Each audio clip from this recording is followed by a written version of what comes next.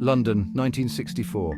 The air crackled with the energy of change. The Beatles ruled the radio waves. Miniskirts were turning heads, but beneath the optimism, a darkness lurked.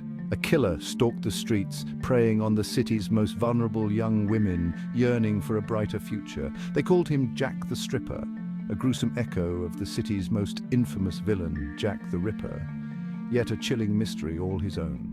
Why did this case capture the imagination of a nation? Perhaps it was the way he targeted the fringes of society, women working in the shadows of London's glamorous facade.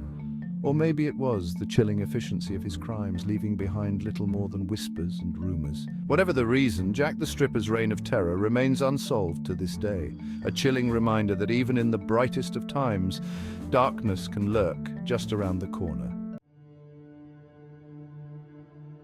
Hannah Tailford, Irene Cowell, Helen Barthélemy. These are just 3 names on a tragically long list.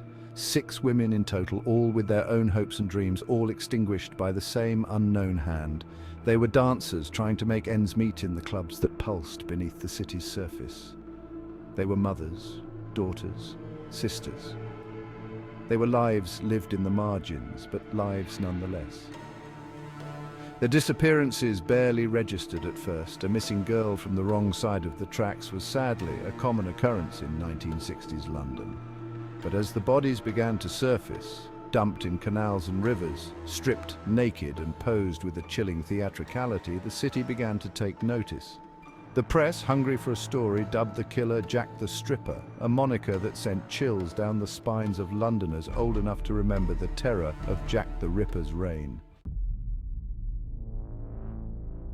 What made Jack the Stripper's crimes so disturbing, apart from the obvious, was the chilling precision with which they were carried out.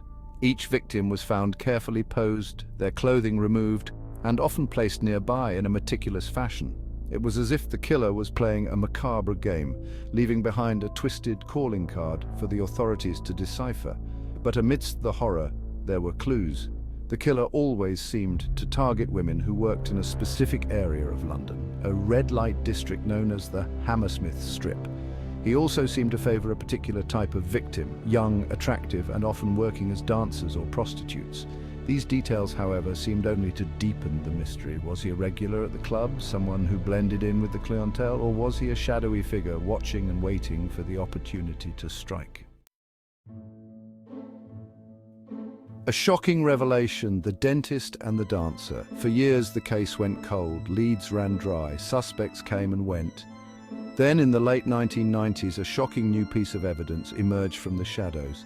A woman named Barbara, who had worked as a dancer in the Hammersmith Strip during the time of the murders, came forward with a chilling story. She claimed to have known the killer's identity all along. The man, she said, was a dentist named, wait for it, Mantle, who had been a regular at the club where she worked. She described him as charming, yet with a dark side that lurked beneath the surface. Barbara claimed Mantell had confided in her about his involvement in the murders, even showing her a collection of gruesome trophies he kept hidden away. Justice delayed. The investigation stumbles. Barbara's testimony sent shockwaves through the investigation. Could this seemingly ordinary dentist be the monster who had terrorized London for all these years? The police, eager for a break in the case, launched a full-scale investigation into Mantell's background. But there was a problem. Mantle had died several years earlier. With no physical evidence to corroborate Barbara's story, the police were left with more questions than answers. Was she telling the truth, or was her account the product of a troubled mind, haunted by the horrors of the past? The investigation stalled, leaving the families of the victims no closer to the justice they deserved. Unanswered questions, the mystery endures. Today, the case of Jack the Stripper remains unsolved. The identity of the killer and the motives behind his heinous crimes continue to elude us. Was it Mantell, as Barbara claimed, or was he just another red herring in a case full of twists and turns? Did Jack the Stripper choose his moniker as a grim homage to his predecessor, Jack the Ripper? Or was it a coincidence, a cruel trick of fate that linked these two periods of darkness in London's history?